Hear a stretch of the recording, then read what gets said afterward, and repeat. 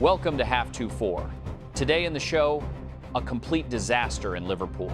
Fabrizio Romano caught a hard post, and the Merseysiders are losing Konate for free. Saudi Arabia is already preparing crazy $150 million a year for Salah, but Inter Miami suddenly enters the game.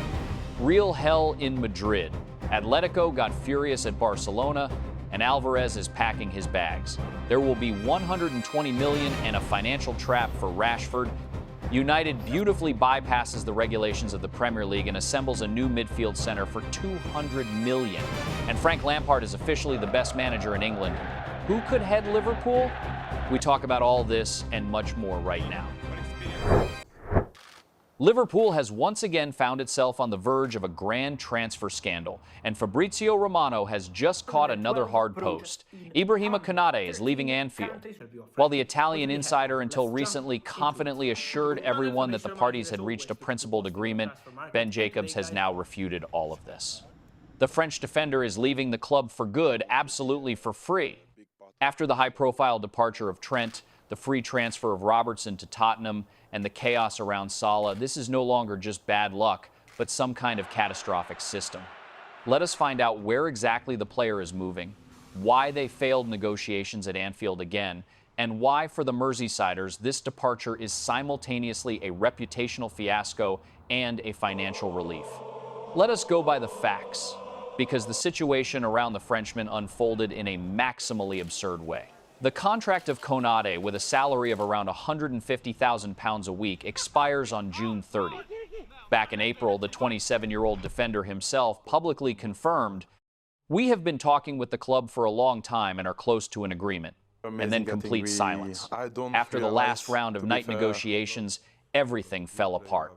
As reported by the publication Team Talk, the player's frustration grew rapidly in recent weeks, and now he has firmly decided to leave as a free agent. What exactly got stuck in the throat of the management? It turns out that disputes were conducted around signing bonuses and agent fees, details that were complicated by the growing leverage of the defender as a free agent. On these details, everything exploded. At the same time, Liverpool had already signed a replacement for him in advance. A new French defender, Jérémy Jacquet, arrived from Rennes, who naively hinted in interviews that he was waiting for Konate as a future partner in defense. It seems he will wait in vain. But the queue for the free Frenchman has already lined up quite large. London's Chelsea has already made an inquiry regarding the player, and PSG and Manchester City are also monitoring the situation. But Real Madrid, which was previously actively interested in Ibrahima, seems to have dropped out of the race. The reason is simple: the frankly terrible form of the Frenchman in the past Premier League season, where he ran through 36 matches. The defense of the team under his leadership resembled a walk-through courtyard, where even Virgil van Dijk stopped looking ironclad. I think from a playing point of view, it is hard to regret this transfer much. Konate has been playing frankly poorly lately and regularly made childish mistakes, so a fresh place and a change of scenery will even do him good. But what is happening in the offices of Liverpool is a real quiet horror. Just think about it. The club consecutively releases Trent, Robertson, and now Konate for free. Add here Mohamed Salah, whose contract was valid until the summer of 2027, but now they decided to let him go a year earlier without any compensation. And in the winter, the Saudis offered approximately £100 million for the Egyptian. Why was he not sold? If you calculate Trent, Konate, and Salah, then by selling them on time, the club could easily earn over €200 million. And now there is also complete uncertainty with Alisson. This is no longer a problem of the football players, but some kind of systemic failure in the offices of the bosses. And what do you think, friends? Welcome to the most absurd and most explosive transfer summer in the career of Mohamed Salah. Around the free departure of the Egyptian king from Liverpool, a real world war is unfolding. While European giants modestly calculate pennies in their budgets, Saudi Arabia has just put an offer on the table that is capable of eclipsing any common sense. Authoritative insider Nicolo Shira blew up the network with a message. A Saudi top club is offering a contract until 2028 with an option to extend for another season. Let us find out what cosmic sums exactly are being discussed, why Salah is in no hurry to put his signature, and what shocking options have appeared for him in Europe and the USA. Let us go in order and buy the money, because the numbers here simply blow your mind. Only a year ago, the Egyptians signed a 2-year contract extension with the Merseysiders with a crazy salary of around 400 to 500,000 pounds a week. But this spring, the parties unexpectedly reached a mutual agreement to terminate the deal ahead of schedule. As a result, in his 33 years, Mohamed became an absolutely free agent. And right here, the Public Investment Fund of Saudi Arabia turned on. According to information from the publication Flash Score, Salah is offered a net salary in the region of 150 million pounds sterling a year. The main contenders for the football player are Al Ittihad, Al Hilal, and Al Nasser, with the latter seeing him as a replacement for Cristiano Ronaldo, whose era at the club is coming to an end. But now the hottest intrigue, because the queue for the player is not limited to the Middle East. Inter Miami is seriously entering the game, which is ready to unite Salah on the same field with Lionel Messi. If the Egyptian wants to stay in European football and play in European cups, he has very unexpected buyers. Turkish Fenerbahce has already held direct negotiations with his agent, Rami Abbas, and is ready to lay out a total of 90 million euros over 3 years. Italian, Milan, and Roma also feature on the lists, and Madrid's Atletico is even luring the Egyptian not with money, but with a share in the capital of a network of football academies across Africa. What does Mohamed himself say? After his departure, he only briefly promised, "Soon everything will become clear," and his agent added even more informatively, "Nobody knows where he will play." Thank you, guys. Very informative. I perfectly understand the wild desire of the Saudis. Salah is not just an elite football player. He is the main cultural symbol for the entire Arab world. And 150 million pounds a year for a free agent is, in essence, a gigantic marketing budget, not a football one. Odds say the probability of his move to Saudi Arabia is at 70%. But I would not hurry to rule out a loud surprise. A person at 33 years old is still capable of calmly lighting it up at the top level in the Champions League, and Mohamed always knew how to make unexpected moves. And what do you think, friends? Where will the Egyptian king eventually transfer? Will he choose the cosmic money of the sheikhs or go to play with Messi in Miami? Madrid's Atletico and Barcelona have officially started the hottest transfer bargaining of this summer, and events are unfolding so rapidly that we can barely keep up with editing the video. The Catalans made the first move and sent an official offer for the transfer of Julian Alvarez in the amount of exactly 100 million euros in pure cash on the table. The reaction of Madrid was instant, and expected the Colchoneros rejected this 100 to million inquiry, as they have no intention of letting the player go for such a sum. However, this does not stop Laporta at all. Let us find out why the first refusal of Madrid did not come as a surprise, how the Blaugranas are preparing a new assault, and why the Argentine Spider has already driven his club into a dead end. Let us break down this epic thriller by the minute, because the situation has heated up in no small way.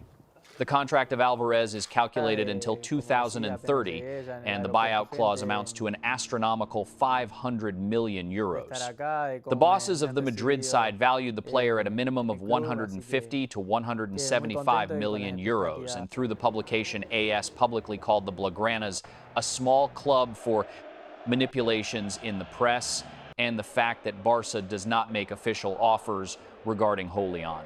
But as soon as 100 million from Laporta lay on the table, Madrid turned on a hard defense mode and answered with a canonical no.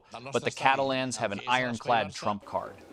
The entourage of Julian has already repeatedly and maximally clearly made it understood to the management of Atletico that the football player is firmly determined to go.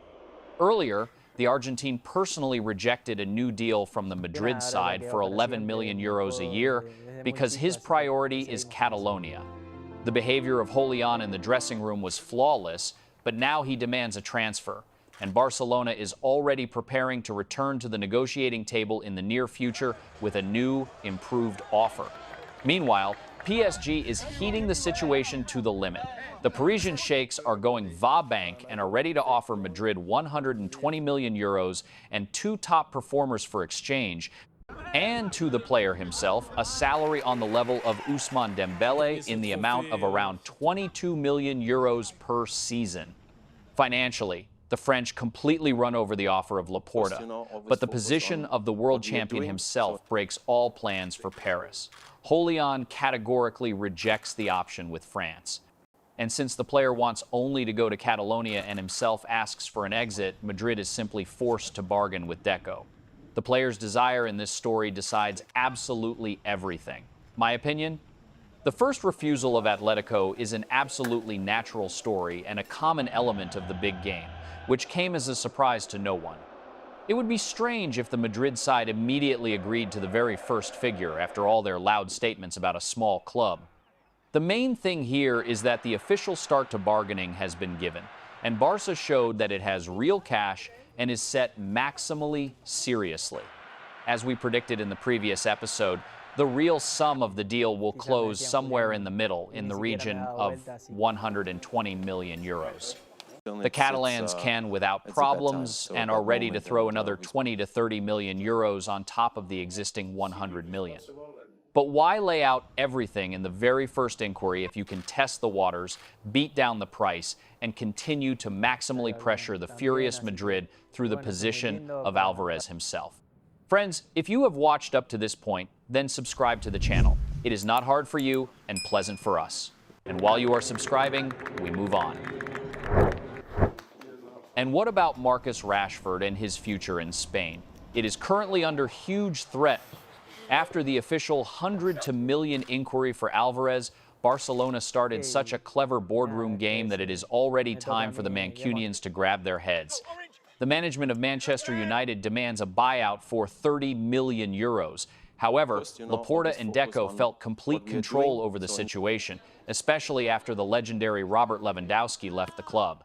That is, if the Catalans finally give up on Marcus, then together with the clean departure of the Pole, this will total ease the annual balance of the club by a crazy over 40 million euros. That is precisely why nobody is going to sign Rashford on the old terms. While the bosses lead a parallel assault regarding the purchase of the Argentine Spider, a real financial trap is being prepared for the Englishman. Let us look behind the scenes of this tactical blitzkrieg. Yes, Laporta has a full green light for the transfer of Julian and has already closed the deal for Anthony Gordon for 70 million euros plus bonuses. But Hansi Flick categorically does not want to give up on Rashford, who registered 28 goal contributions on loan. Deco's plan is ingenious and cynical at the same time. Knowing that Marcus flatly refuses to return to England and has blocked offers from other clubs, Barcelona begins to twist his arms, demanding to lower his already cut salary even further. Like, friend, we have just laid out a pile of money for Gordon and are bargaining for Alvarez, so if you want to stay at the Camp Nou, squeeze yourself on finances even more. And the most interesting thing is the pressure on Manchester United itself. The English dream of getting rid of Marcus before the start of the World Cup to clear their budget. Deco understands this perfectly, and instead of the prescribed 30 million euros in a single check, begins to impose his signature schemes on the Mancunians. A long installment plan, payments in tiny parts over several years, or another hidden loan with a conditional buyout obligation. For the Red Devils, this is a real trap, either to agree to the tangled financial labyrinths of Laporta or to leave an unhappy star without match practice in the stands. I think the Catalan management is acting now like real business sharks. They said goodbye to Lewandowski, carefully preserved capital in previous transfer windows, and now, having trump cards in the form of Marcus's own desire to stay in Spain, they are simply choking Manchester United and the player's agent. This is top pilotage on the market, to pull off crazy purchases of other top players, but at the same time force competitors to agree to your terms on payment in parts. By the way, what about Manchester United itself? This summer, it is no longer the club that traded with discounts and calculated losses. New sponsors, the Champions League, a crazy transfer budget under 200 million euros, and the queue of targets is already completely compiled.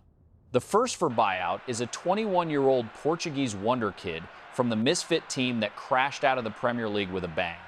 Let us find out where Sir Jim Ratcliffe found a gold mine.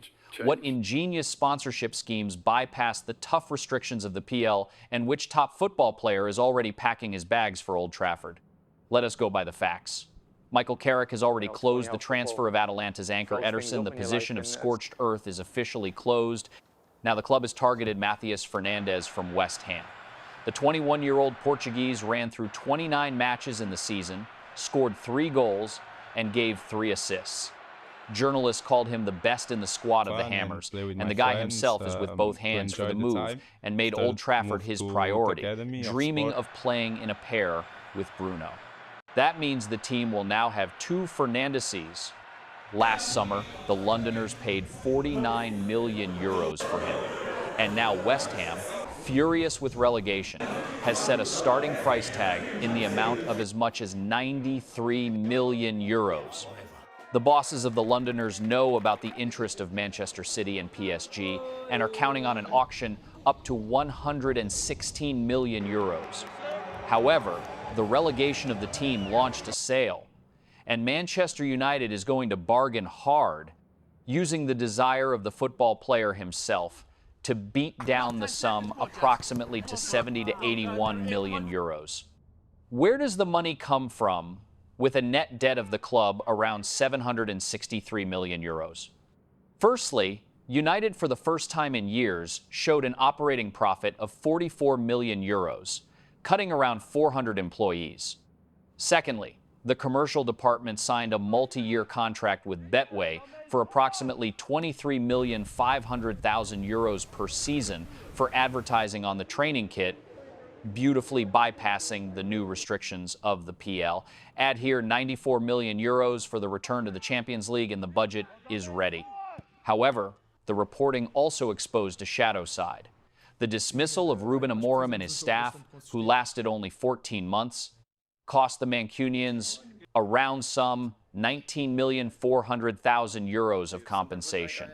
Ratcliffe went for these losses without hesitation, and reaching the Champions League completely covered this personnel failure. My opinion, Sir Jim Ratcliffe clearly demonstrates how big and tough business works. To fire a coach for 19,400,000 euros, cut 400 people, but come out in a clean plus, slip a training uniform to bookmakers for 23 million euros a year, and on time take advantage of the boardroom chaos of competitors. This is a magnificent office blitzkrieg. Carrick finally received crazy money and is building the midfield absolutely from scratch. Moreover, the appetites of Old Trafford are simply amazing, because besides Ederson and Fernandes, the club is preparing a 3rd mega transfer in the center of the field, Sandro Tonali. His agents have already held direct meetings with the delegation of the Red Devils in Italy. Newcastle demands a crazy 100 million euros for their midfielder. However, the management of United is not frightened by such a cosmic figure at all. The Mancunians are already preparing a decisive assault, having on hands the preliminary consent from the Italian himself regarding the terms of a personal contract.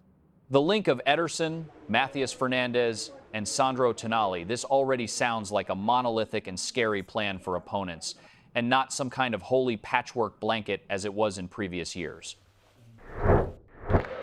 Frank Lampard, 13 trophies as a player, the Champions League, 3 PL titles, a legend of Chelsea and English football. And now, the Manager of the Year award named after Alex Ferguson. The best manager in England of the season 2025-26. And he earned it, not with Manchester or London, but with Coventry. Yes, that very Coventry. Let us go by the facts.